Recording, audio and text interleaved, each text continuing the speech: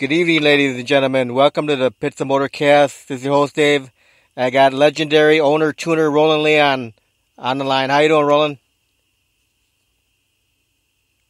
Can you hear me, Roland? Yeah, I'm here.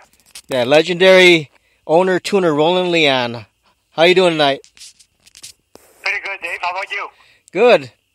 So, Roland, what year did you begin in your drag racing career, owning funny cars?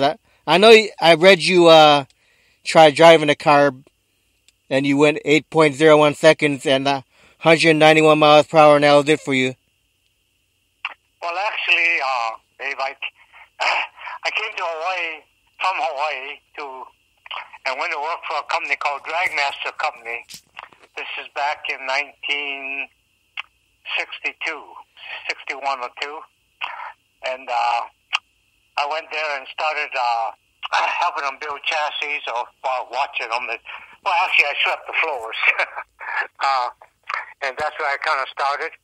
And then I built my own injected dragster, Dragmaster car, of course, because I worked there. Raced it actually went to Indy one year with it in 1961. Raced it there, raced it in California, and then I took it back to Hawaii, ran it over there. That got too slow, so then I built a blown 480-inch Dragmaster gas dragster.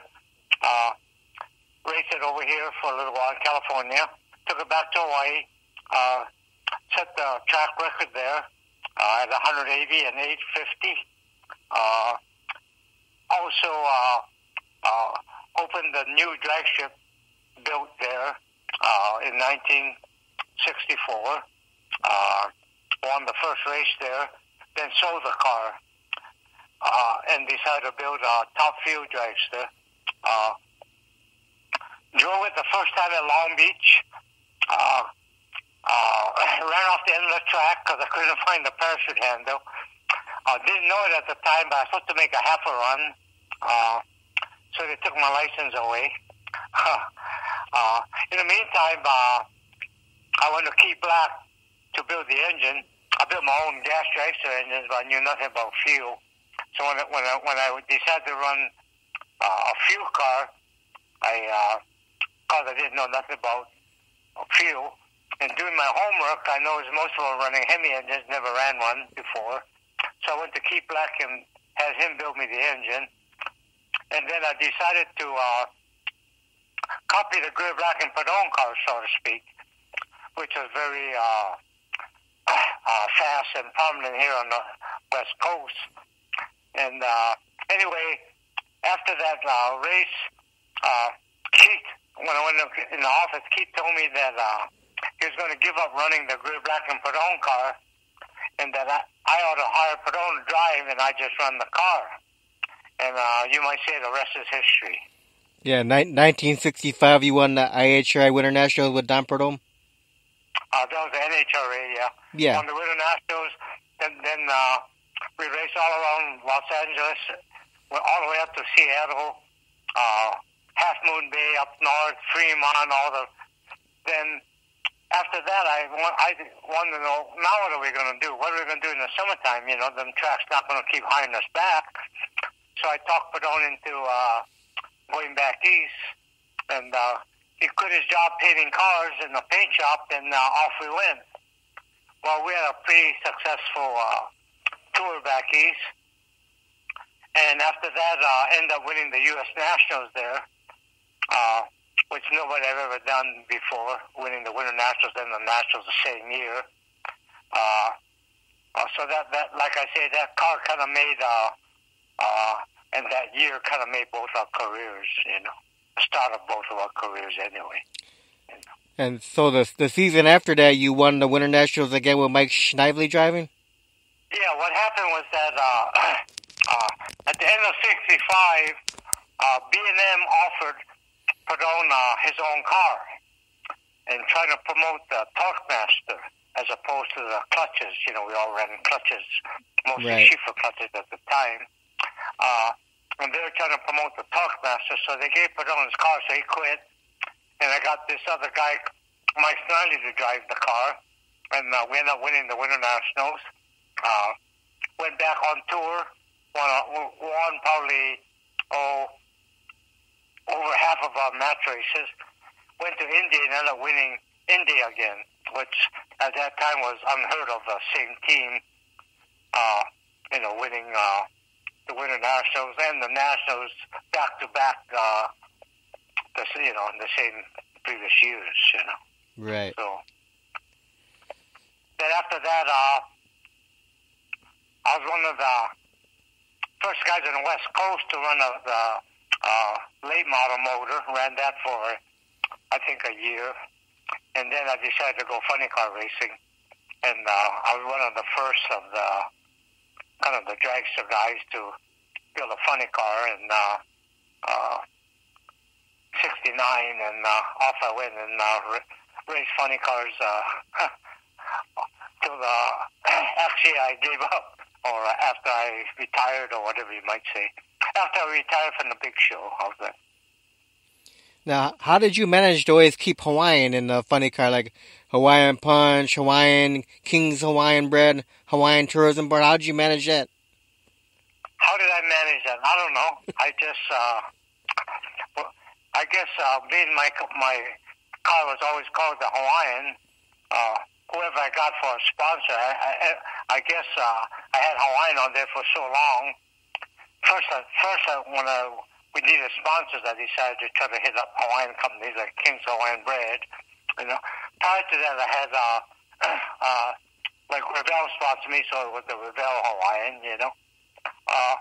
and then Avanti CB Antenna Company, they sponsored me, so it was Avanti Antenna sponsored Hawaiian. But things, I guess, I started out being the Hawaiian. I guess I just carried it on to all them years, and was fortunate enough to find sponsors that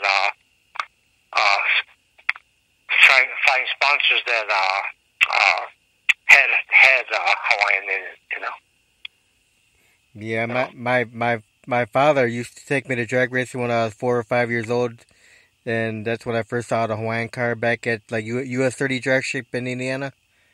Wow, yeah. Well, I used to hang out at Kenny Harada's house there in Low, Indiana. So, and we raced at US 30 quite a bit, So. Now, did you race at Union Grove too, Great Lakes Dragway? Oh yeah. We raced Rockford, Union Grove, Martin, Michigan, all them places. Way back to '65 until I gave up running my own car in 1991. And then after I gave up running my own car, then Padron hired me, and I ran his car for a couple of years, and then a couple other guys hired me. Then in 2000, and I ran a car for Jim Epler and Chuck Etchels for a year, and then after that, I quit the big show, and then guys hired me to run the nostalgia cars. Last car I ran was this Jim Murphy. He used to own the cars called the Holy Smokes. He had funny cars. Anyway, he had a dragster, nostalgia dragster, and I ran it for 2 years. And first year we were runner-up for the championship, and the last year we won the championship, the nostalgia top future championship with his front engine dragster. So. Oh, that's nice. So currently you're not doing anything? Currently, no. This is kind of the first year. First year, I think, since I was 17 years old, and I probably haven't not running anything. But anyway. No, I think you went to one of the Funny Car Chaos events this year, right? Well, I helped this guy, a friend of mine. I knew his parents in Hawaii. This Ryan Kono, with his nostalgia funny car, but they don't run the whole circuit, and they're trying to put together a new combination as we speak. And so they're going to run the reunion in Bakersfield, so I'll go help him there. So other than that, that's about all I'm doing this year. Oh yeah, Ryan But Kono. you never know. You know, I might get a phone call. Yeah, I did it. I did an interview with Ryan Kono. Come again? I said I did an interview with Ryan. Right. Yeah. Right.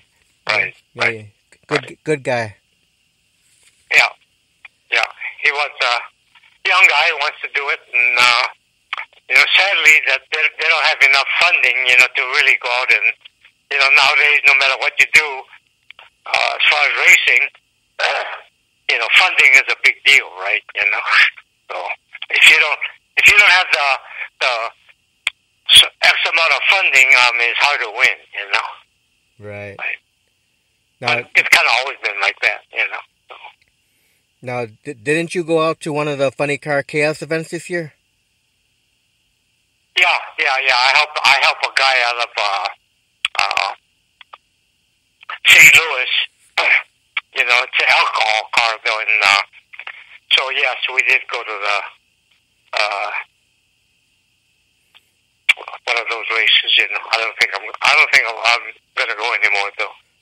So what did you think about the Funny Car Chaos? The chaos. It was kind of exciting. You know, I thought it was exciting. You know, the alcohol cars could, you know, a decent running alcohol car could run. Of course, you know, hard to beat somebody that knows what they're doing with a nitro car. You know, that can adjust their clutch, their combination to the track conditions. You know, but not very many of those kind of guys run those meets. So the alcohol cars, they have a chance, you know, to go some rounds and make some money. You know, so it's good for them. You know. Yeah, it's kind of, you know, it's kind of nice to see our car go up against Nitro. Right. Yeah. Then the whole Funny Car Chaos event, you know, they tell you bring whatever you want to bring to run. ACA, Nitro, big show car, whatever you want to bring. Right. It's exciting, and it's a good show for the fans, you know. Right, you know, and that's what it's all about, the fans, you know, right? But they're the one that afford the races to, or the guys get to afford the purses, right? You know, with no spectators, they ain't gonna have no purses, and then they have no race, right? You know, so, you know, it's a good thing. Yeah. So now, For you, what do you got planned for the rest of the year? Anything? I'm sorry, I didn't hear you. For what do you got planned for the year? Anything this year coming up? No, not as of now. No, I'm going to go to Indy. You know, I go to some of them races and do things with the NHRA. You know. So I'm going to go to Indy, hang out with Perdone, and I did it a couple races. I did it in Vegas. You know, and it's where has a deal where they trying to get some of those old guys to join the circus, so to speak, and so I go help them out. You know, So now, Roland, which version of the Hawaiian car was the most successful car for you? Well, probably that Hawaiian dragster. You know, that was by far, first of all, unheard of. You know, but I had a couple other ones. That Hawaiian punch car. In 1991, we were one of the. At the time, we won the Big Butt Shootout and the race. Set top time, low ET. I mean, we won everything, you know. We had a low ET qualifying, set a new national record on speed, and I mean, we won everything there was to win, you know. Which at the time was something, you know. Now, there's only probably about 3 or 4 cars that actually did it at that time, you know. So was a pretty successful car. But but even my Kings Hawaiian bred car, we won the Winston World Finals at the Ontario, which was the last race they had there. So there's a lot of them. I guess I feel I kind of did all right with all of them. So what were some of your favorite tracks to go to? Favorite tracks? Oh, Indy, of course. I like Martin, Michigan as far as match racing. That's always a good track for us. We won the Poplar Hollow meet there 1 year, I'm pretty sure. Anyway, there's Indy, Martin, Michigan. US 30 was exciting. It was different. Jesus, I don't know. There's so many from. I can hardly remember any of them anymore. Like I said, we ran all over the country from 1965 on. Even racing. I was telling somebody the other day. I raced in Sanford, Maine. Me and Padone in 1965. So. Wow. So now you remember Broadway Bob at Great Lakes Dragway? Do I what? I'm sorry. Do you remember Broadway Bob Metzler at Great Lakes Dragway? Sure. So what's your greatest memory of Broadway Bob? What greatest memory of Broadway Bob? Well, he was wild and crazy for a track operator. Well, that's what I remember. He'd do. he was a promoter by far. Probably one of the best at the time. Yeah. Anyway, Martin, Michigan. He did very good too. I forget his name. Anyway, like I say, these guys say what it is to run 23 races a year. That the way when we used to do it, we'd run 50 or 60 races a year, right? And a lot of times we'd have to drive after racing Saturday night, get from the racetrack, getting out of there at midnight or 1 in the morning or later, jump in the car and drive 6 to 8 hours sometimes. Get there by 11 o'clock, check the bearings, and be ready to run by 1. So I don't want to.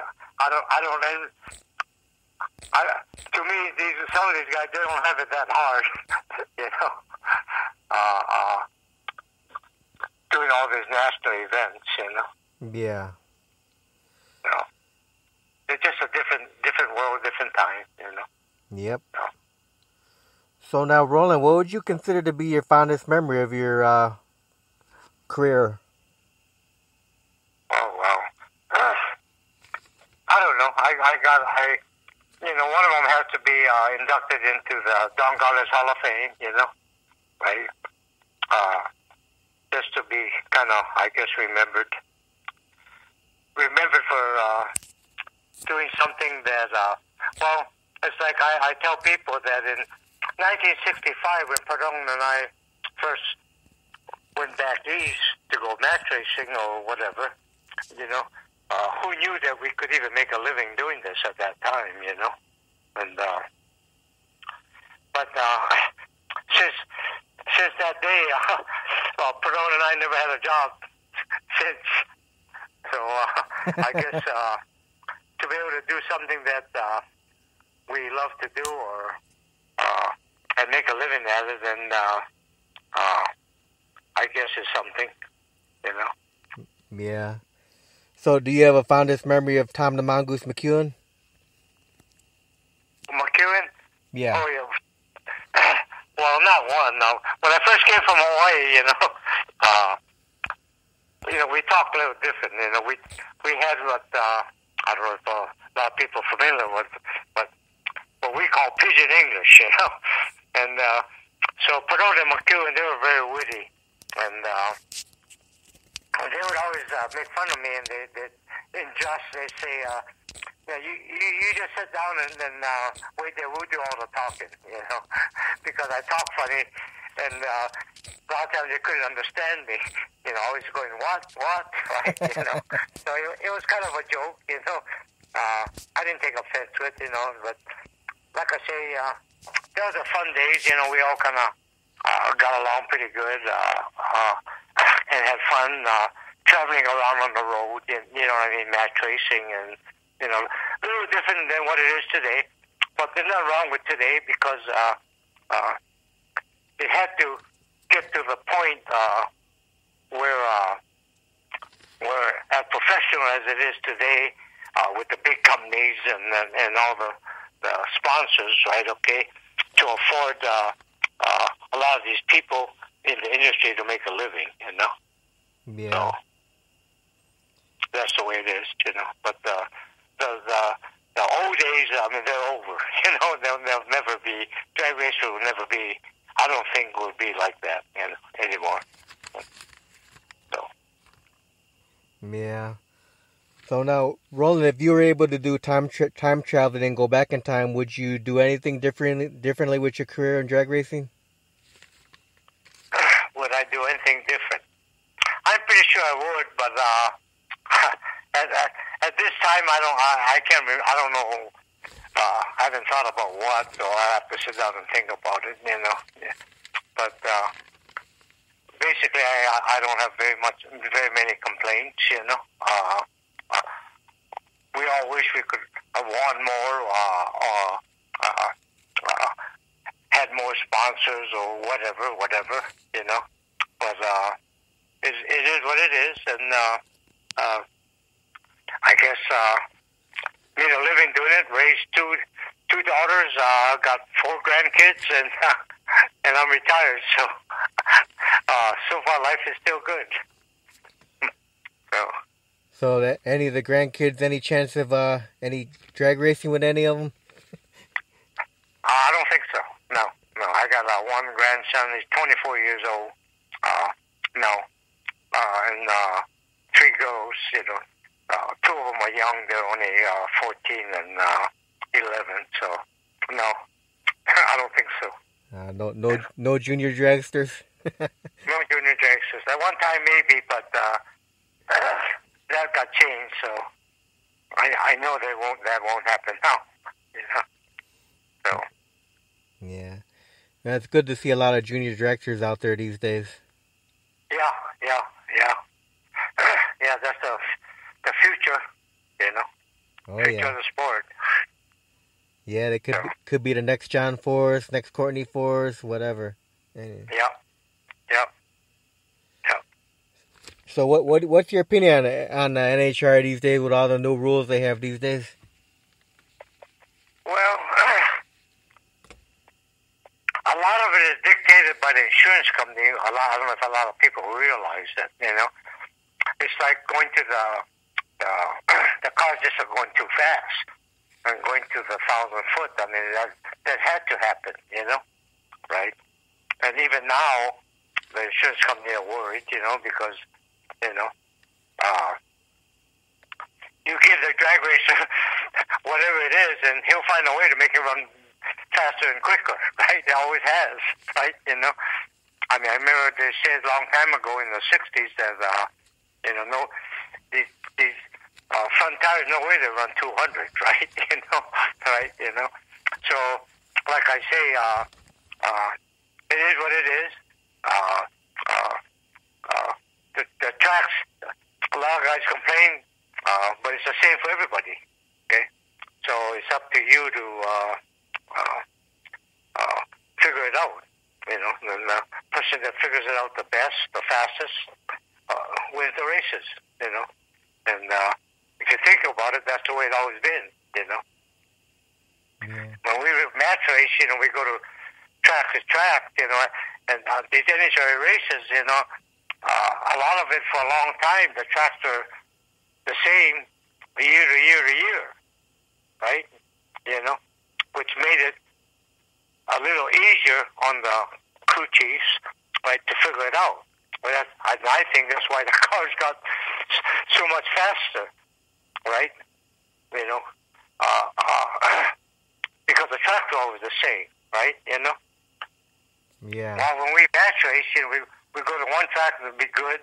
Who knows? On Saturday night, Sunday, the next track we go to, we don't know how it is, right? We don't make no test runs, you know. We have to kind of, how should I say, seat in our pants, right? You know what I mean? Okay. Yeah. And go out there and run, and the more tracks we ran at, the more different varieties of tracks or surfaces that we had to deal with. That's what made us better, because it was the same for everybody. So hey, it's up to us to figure it out, and that's the way I feel now. Guys complain, coaches complain, but hey, it's the same for everybody. So hey, the ones that figure it out is going to win the races. That's the way it's always been. Yeah, well, one thing I miss with the NHRA Big Show cars is the long smoky burnouts. Yeah, I don't know why I heard it's more the tire why they don't smoke the tire as much. Yeah, that's what I heard too. I heard it's more the compound or the tire itself, But then again, some of them do harder burnouts than other ones, but I don't know, So I haven't really kept up, with a lot of the latest technology. So just like in the pits, during the warm up, you don't see much throttle wax anymore. Oh no. Only Scott Palmer. Yeah. Everyone's watching Scott Palmer. Right. He's got the big crowd. Right. They love it. Yeah. So what would you consider to be the milestones of your career? The milestones. Well, I don't know. There are a lot of them. Like I say, I was we were one of the first funny cars to run 290. I had set national records, speed, ETs at different times. A lot of different track records that I don't even remember. Right? Funny. I don't remember winning Bakersfield with my funny. And I was talking to somebody, and Rick Johnson was there, and he said, "Yeah, you did." I said, "I was driving your car. We won Bakersfield in blah blah blah this date." I said, "Really?" He said, "Yeah, I got the trophy to prove it." Right? Yeah. But anyway, I guess I'm more the type that after that race is over, I go on to the next one and try to figure out what I'm going to do and how to make it better,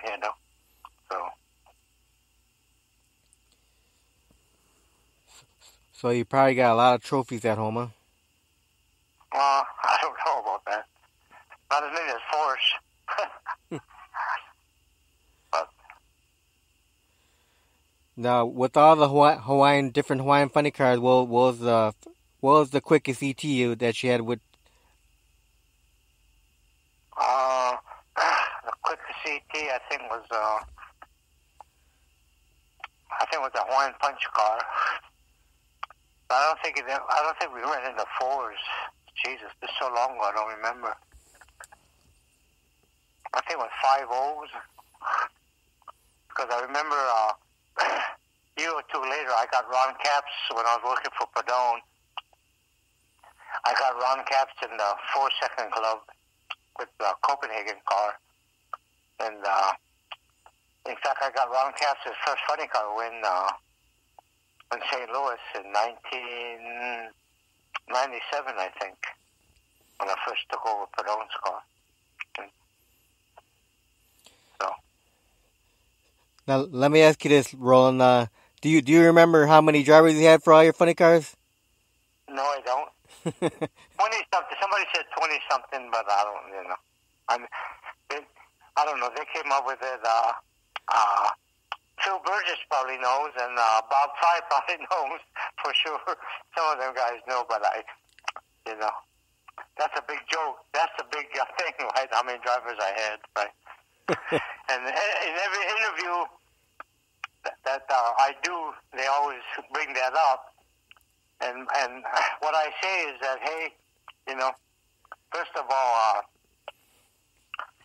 remember, I saw when me and Perdón first went on left cheap laps to go back east in 1965. I just turned 21, and Perdón was 24. And that's how young we were, right? So all that time, I was a pretty young kid, right? And it's like I say, at that age, I was a pretty competitive person, still am, and I guess you might say some of my drivers, I guess, weren't as competitive as I was, or didn't show me that they were as competitive as I was, or whatever, right? Okay, and plus I was young, and rule number one, right? The boss is always right, Right. And rule number two refer to rule number one. And like I tell these guys, I made mistakes. Probably got rid of some of the guys maybe I shouldn't have, or whatever. But that's the way it was, and I guess it all worked out in the end, So that's how I explained it anyway. So who do you consider to be your most successful driver that you had racing for you? Well, I had there's more than one, of course.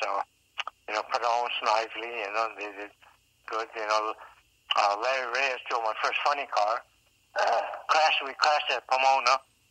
Then came back the next year and won the Winter Nationals, right? Okay. He was very good. Reason he quit was he didn't want to be on the road as much, and he had a family and whatever, but, the way we made a living was running races, right? And when you run all them races, you had to be on the road, right? Okay. But anyway, like I say, Perdón, Snively, they're very good. Ron Cass, he was one of the better ones when I ran Perdón's car.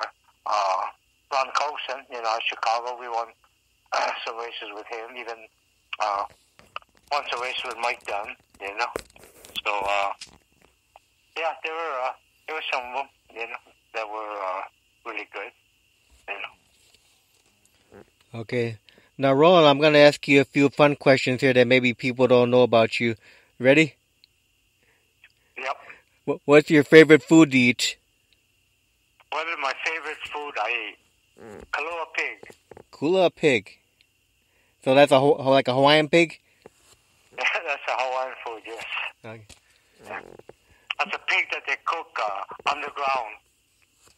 They wrap it in tea leaves. They put hot coals in the stomach of it, wrap it in tea leaves, put burlap sack around that, and bury it in the ground for so many hours, and then pick it back up and open it up and serve it.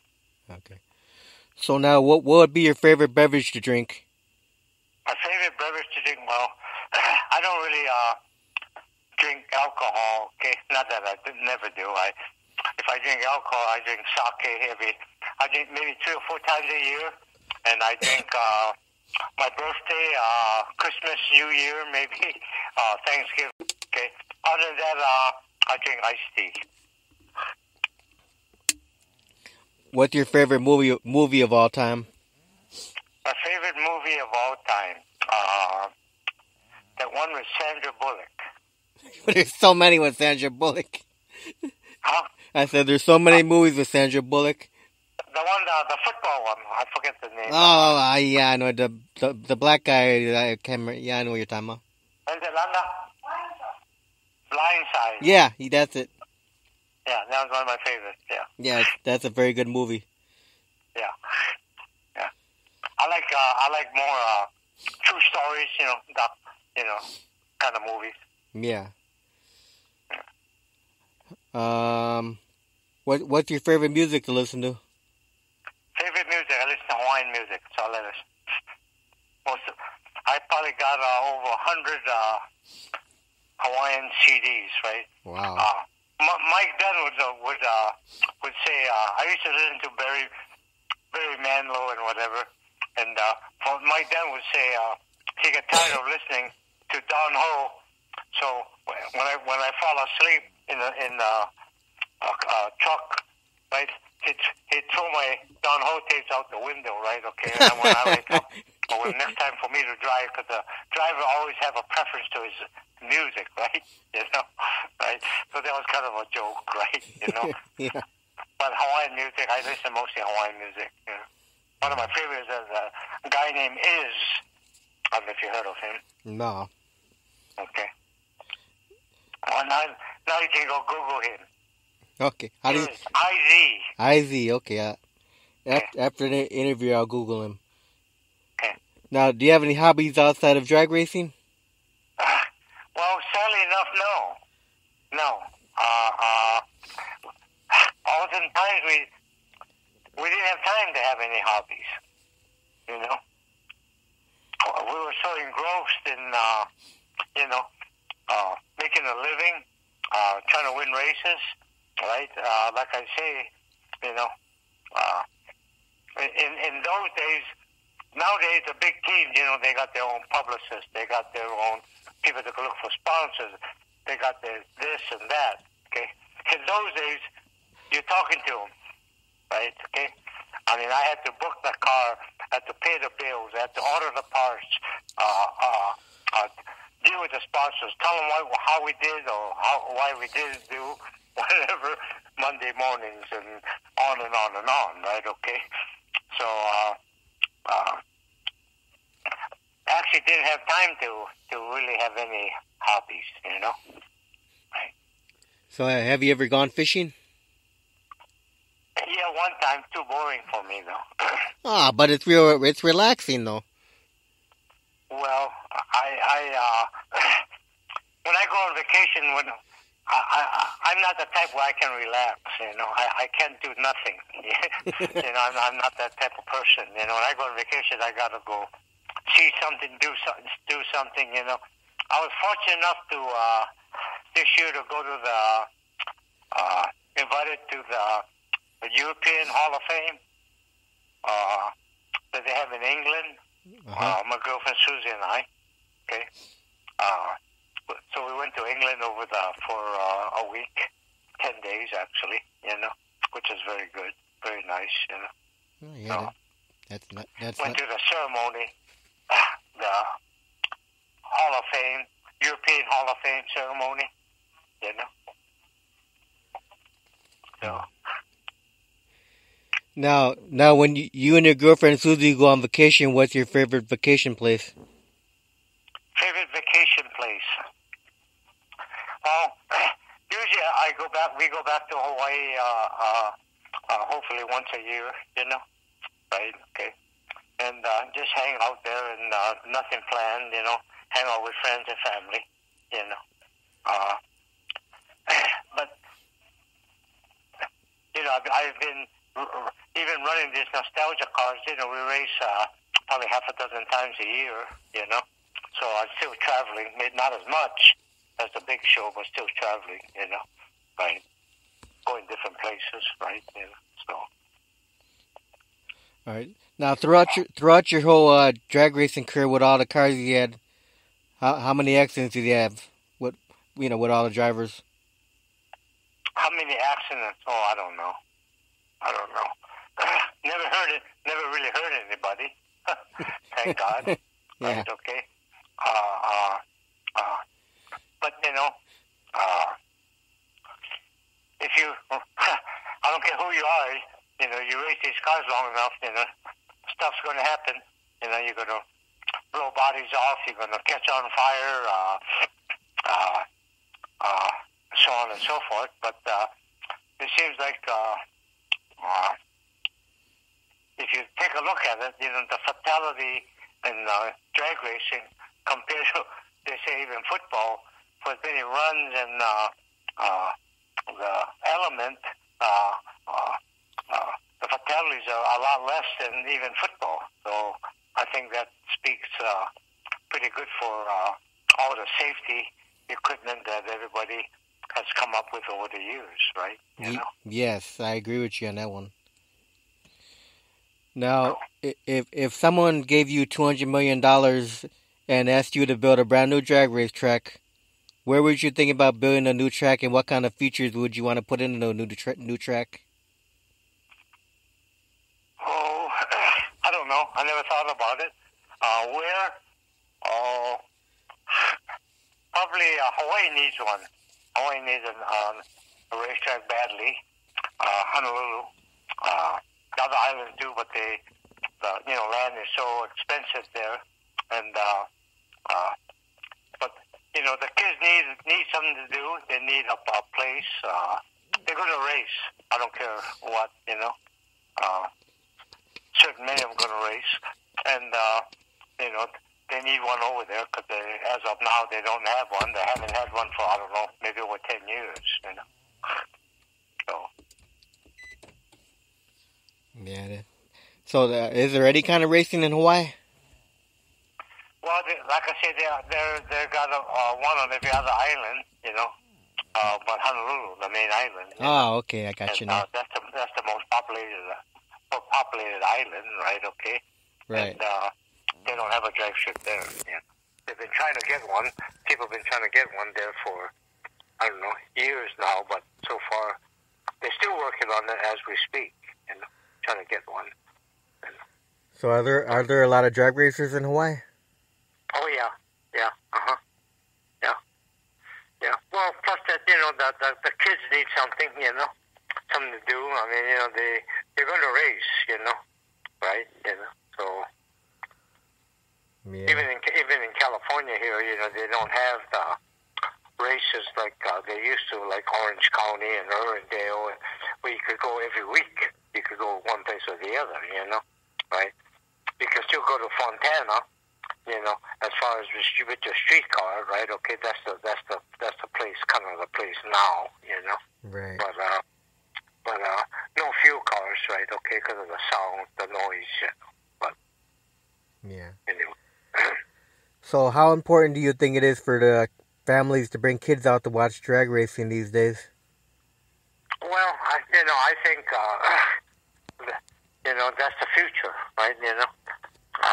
NHRA and everybody needs to figure out, how to get the younger people more interested. And I know NHRA is working pretty hard as far as trying to do different things, to attract the younger